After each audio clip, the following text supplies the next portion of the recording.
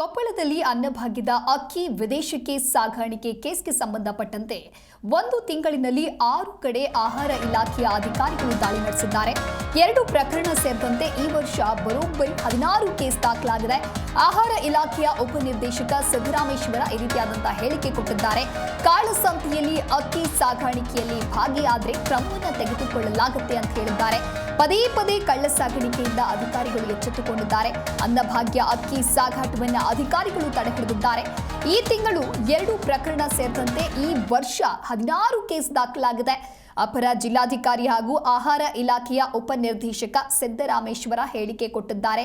ಕಾಳಸಂತೆಯಲ್ಲಿ ಅಕ್ಕಿ ಸಾಗಾಣಿಕೆ ಆಗದಂತೆ ಕ್ರಮವನ್ನು ವಹಿಸಬೇಕು, ಯಾರೇ ಆಗಲಿ ಅವರ ವಿರುದ್ಧ ನಿರ್ದಾಕ್ಷಿಣ್ಯ ಕ್ರಮ ಅಂತೇಳಿ ಸಿದ್ದರಾಮೇಶ್ವರ ಹೇಳಿದ್ದಾರೆ.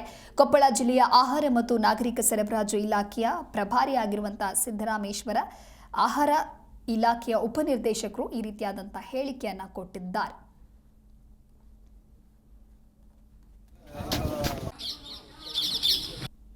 ಈಗ ನಮ್ಮ ಜಿಲ್ಲೆ ನಮ್ಮದು 2025-26ನೇ ಸಾಲಿನಿಂದ ನಮ್ಮ ಜಿಲ್ಲೆಯಲ್ಲಿ ಇಲ್ಲಿವರೆಗೂ 16 ಪ್ರಕರಣಗಳು ನಮ್ಮಲ್ಲಿ ದಾಖಲಾಗಿರ್ತವೆ. ಕಳೆದೊಂದು 15-20 ದಿನಗಳಲ್ಲಾಗಿ ನಾವು 6 EC ಆ್ಯಕ್ಟಲ್ಲಿ ಕೇಸ್ ಮಾಡಿದ್ದೇವೆ. ಅದರಲ್ಲಿ 2 FIR ಮಾಡಿದ್ದೇವೆ ಮತ್ತು ನಿನ್ನೆ ಬಿಟ್ಟು ಮೊನ್ನೆನೇ ಒಂದು ಪ್ರಕರಣವನ್ನು ನಾವು ದಾಖಲೆ ಮಾಡಿದ್ದೇವೆ. ಅದರಲ್ಲಿ ಮುಂಡ್ರಾಬಾದ್ ಪೊಲೀಸ್ ಸ್ಟೇಷನಲ್ಲಿ ಆಲ್ರೆಡಿ ಪ್ರಕರಣ ದಾಖಲಾಗಿದೆ. ಸೊ ಈ ನಿಟ್ಟಿನಲ್ಲಿ ಯಾವುದೇ ರೀತಿ ಕಾಳಸಂತೆಯಲ್ಲಿ ಅಕ್ಕಿ ಮಾರಲಾರ್ದಂತೆ ನಮ್ಮ ಇಲಾಖೆ ಸಂಪೂರ್ಣವಾಗಿ ಕಟ್ಟೆಚ್ಚರ ವಹಿಸುತ್ತೆ. ಮತ್ತು ಯಾರು ಈ ಥರ ಆಪಾದನೆ ಮಾಡ್ತಾರೆ, ತಪ್ಪು ಮಾಡ್ತಾರೆ.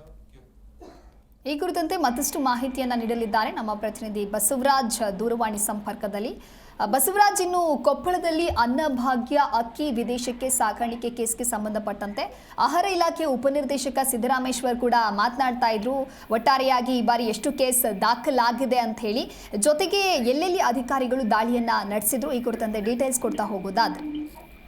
ಹೌದು ದಿವ್ಯ, ಏನಂತಂದ್ರೆ ಕೊಪ್ಪಳ ಜಿಲ್ಲೆಯಲ್ಲಿ ಈ ಒಂದು ಅನ್ನಭಾಗ್ಯ ಹಕ್ಕಿಗೆ ಕನ್ನ ಹಾಕ್ತಕ್ಕಂಥ ಸಂಖ್ಯೆ ಬಹಳಷ್ಟು ಹೆಚ್ಚಾಗಿದೆ ಅಂತ ಹೇಳ್ಬೋದು. ಯಾಕಂದ್ರೆ ಇಲ್ಲಿರ್ತಕ್ಕಂತಹ ಒಂದು ಹಕ್ಕಿಗಳನ್ನ ಬೇರೆ ಬೇರೆ ಒಂದು ವಿದೇಶಕ್ಕೂ ಸಾಗಿಸುವಂತಹ ಒಂದು ಕೆಲಸಕ್ಕೂ ಕೂಡ ಕೈ ಹಾಕಿರ್ತಕ್ಕಂಥದ್ದು.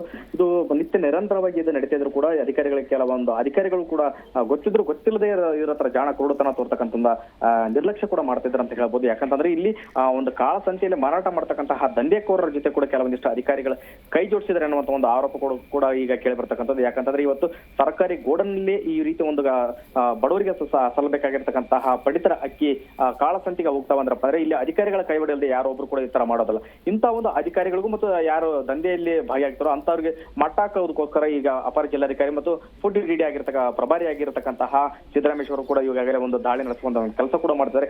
ಎಲ್ಲೆಲ್ಲಿ ಒಂದು ದಾಳಿಯ ಇದ್ರ ಒಂದು ಸೂಚನೆ ಕಂಡು ಬರ್ತದೆ, ಎಲ್ಲೆಲ್ಲಿ ಅಕ್ಕಿ ಅಂದ್ರೆ ಪಡಿತರ ಅಕ್ಕಿಯಲ್ಲಿ ಸಾಗಣೆ ಆಗ್ತದೆ ಅಂತ ಒಂದು ಸೂಚನೆ ಕಂಡು ಬರ್ತದೋ ಆ ಒಂದು ಪ್ರದೇಶಕ್ಕೂ ಕೂಡ ಇವತ್ತು ದಿಟ್ಟವಾದಂತಹ ಒಂದು ಹೆಜ್ಜೆಯನ್ನಿಟ್ಟ ದಾಳಿ ಮಾಡ್ತಕ್ಕಂಥ ಕೆಲಸವನ್ನು ಕೂಡ ಇವತ್ತು ಸಿದ್ದರಾಮೇಶ್ವರ ಡಿಡಿ ಅವರು ಮಾಡ್ತಾರೆ ಅಂತ ಹೇಳ್ಬೋದು. ಹೀಗಾಗಿ ಸುಮಾರು ಒಂದೇ ತಿಂಗಳಲ್ಲಿ ಸುಮಾರು 6 ಕೇಸ್ಗಳ ಸುಮಾರು 6 ಪ್ರಕರಣಗಳ ಕೂಡ ಯಾರ ಕಡೆ ದಾಳಿ ಮಾಡಿರ್ತಕ್ಕಂಥ ಸುಮಾರು 1 ವರ್ಷದಲ್ಲಿ ಸುಮಾರು 16 ಕೇಸ್ಗಳು ಕೂಡ ದಾಖಲಾಗಿರ್ತಕ್ಕಂಥ. ಜೊತೆಗೆ ಒಂದೇ ತಿಂಗಳಲ್ಲಿ ಸುಮಾರು ಒಂದು 2-3 ಕಡೆ ಕೂಡ ಇವತ್ತು ದಾಳಿ ಮಾಡಿ ಒಂದು ಪ್ರಕರಣ ಕೂಡ ದಾಖಲಾಗಿರ್ತಕ್ಕಂಥದ್ದು. ಗಂಗಾವತಿ ಭಾಗದಲ್ಲೂ ಕೂಡ ಅತಿ ಹೆಚ್ಚಾಗಿ ಗಂಗಾವತಿ ತಾಲೂಕಿನಲ್ಲಿ ಕೂಡ ಇವತ್ತು ಅನ್ನಭಾಗ್ಯ ಅಕ್ಕಿ ಕಾಳಸಂತೆಯಲ್ಲಿ ಹೋಗ್ತೇವೆ ಅನ್ನೋ ಒಂದು ಆರೋಪ ಕೂಡ ಮೊದಲಿನಿಂದಲೂ ಇರತಕ್ಕಂಥದ್ದು. ಹೀಗಾಗಿ ಅಂತಹ ಒಂದು ಗೋಡನಲ್ಲೂ ಕೂಡ ಇವತ್ತು ಸಿಕ್ಕಿ ಬಿದ್ದಿರತಕ್ಕಂಥದ್ದು. ಈ ರೀತಿಯಾಗಿ ಫುಡ್ ಈಗ ಡಿಡಿ ಮತ್ತು ಅಪರ ಜಿಲ್ಲಾಧಿಕಾರಿ ಆಗಿರ್ತಕ್ಕಂತಹ ಸಿದ್ದರಾಮೇಶ್ವರ ಅವರು ಯಾರ್ಯಾರು ಈ ಒಂದು ದಂಧೆಯಲ್ಲಿ ಭಾಗಿಯಾಗ್ತಾರೋ ಅವರಿಗೆ ಖಡಕ್ ಆಗದಂತ ಒಂದು ಸಂದೇಶವನ್ನು ಕೊಡ್ತಾರೆ. ಯಾರೇ ಆಗಿರಲು ಕೂಡ ಅವರಿಗೆ ಕಠಿಣವಾದಂತಹ ಶಿಕ್ಷೆಯನ್ನ ನಾವು ಕೊಡುವಂತ ಒಂದು ಕೆಲಸವನ್ನು ಮಾಡ್ತೀವಿ. ಅವರಿಗೆ ಖಡಕ್ ಆದಂತ ಒಂದು ವಾರ್ನಿಂಗ್ ಮಾಡೋದ್ರ ಮುಖಾಂತರವಾಗಿ ಎಚ್ಚರಿಕೆ ಕೊಟ್ಟು ಆ ಒಂದು ಕಾಳಸಂತೆಯಲ್ಲಿ ಯಾರು ಭಾಗಿಯಾಗ್ತಾರೋ ಅವರನ್ನ ಮಟ್ಟ ಹಾಕುವಂತ ಕೆಲಸಕ್ಕೂ ಕೂಡ ಇವತ್ತು ದಿಟ್ಟ ಹೆಜ್ಜೆಯನ್ನ ಇಟ್ಟಿದ್ದಾರೆ ಅಂತ ಹೇಳ್ಬೋದು Divesh. Okay, thank you Basavaraj ನಿಮ್ಮೆಲ್ಲ ಮಾಹಿತಿಗಾಗಿ.